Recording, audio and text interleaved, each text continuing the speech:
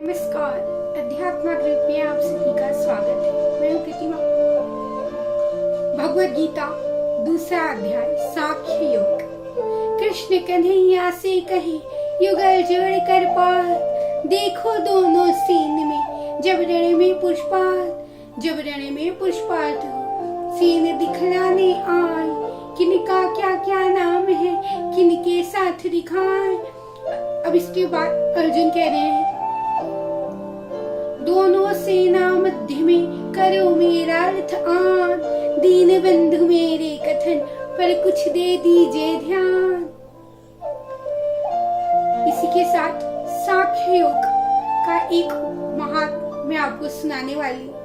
इसमें विष्णु भगवान लक्ष्मी जी को बता रहे हैं कि गीता के दूसरे अध्याय का श्रवण करने से क्या होता है।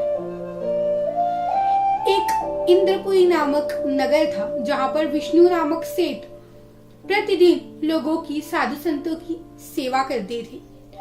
वो अपने जीवन में मुक्ति प्राप्त करना चाहते थे। मोक्ष पाने के लिए वो सभी साधु संतों से पूछते थे कि मुझे मोक्ष किस प्रकार प्राप्त होगा। ऐसे ही एक बार नगर में एक बाल ब्रह्मचारी आए। साधु ने के रूप में उन्होंने उनकी खूब सेवा करी। विष्णु ने उनसे भी वही सवाल पूछा, मेरी मुक्ति कब होगी।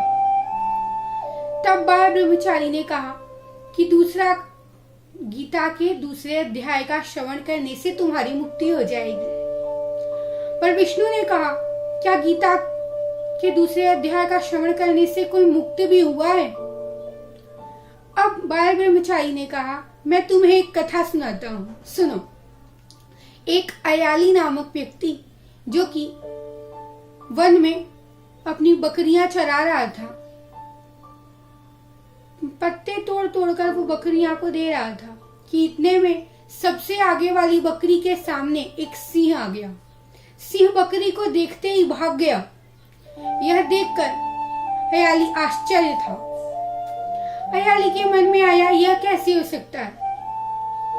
वहां पर बाल ब्रह्मचारी मैं भी उपस्थित था। अयाली ने मुझसे पूछा कि सिंह ने बकरी को देखते ही वापस क्यों मुड़ गया। तब मैंने अयाली से कहा, यह सिंह अगले जन्म में फंदक था और यह बकरी अगले जन्म में डायन थी। फंदक सिंह को अपने अगले जन्म की करनी याद थी, सो उसे लगा कि ये मुझे खाने आई है, इसीलिए डायन का रूप लिया है। सिंह उसे देखते ही भाग गया। अब बकरी को तो उसके अगले जन्म की याद नहीं थी। ये बात सुनने के बाद अयाली ने मुझसे पूछा, मैं अगले जन्म में कौन था। मैंने उससे कहा, तुम अगले जन्म में चांडाल थे। अयाली ने कहा, मेरा उद्धार हो सकता है। उसी वक्त मैंने भगवद गीता का दूसरा अध्याय उन तीनों को श्रवण कराया। भगवद गीता के कुछ श्लोक सुनने से बकरी के भी मुक्ति हो गई, सिंह की भी मुक्ति हो गई और उसी वक्त अयाली की भी मुक्ति हो गई। उसके बाद विष्णु ने भी भगवद गीता बाल ब्रह्मचारी से सुनी और जय जय करते हुए स्वर्ग की ओर प्रस्थान कर दिया। अब भगवान विष्णु कह रहे हैं लक्ष्मी जी से कि भगवद गीता को कोई अनजाने में भी श्रवण कर ले तो इसका लाभ बहुत ज्यादा है। अगर इसका महात्म्य भी सुन लिया जाता है तो भी बहुत पुण्य प्राप्त हो जाता है। नमस्कार। अगर आप लोगों को ये वीडियो अच्छा लगता है, इसे लाइक, सब्सक्राइब, शेयर करना मत भूलिएगा। नमस्कार।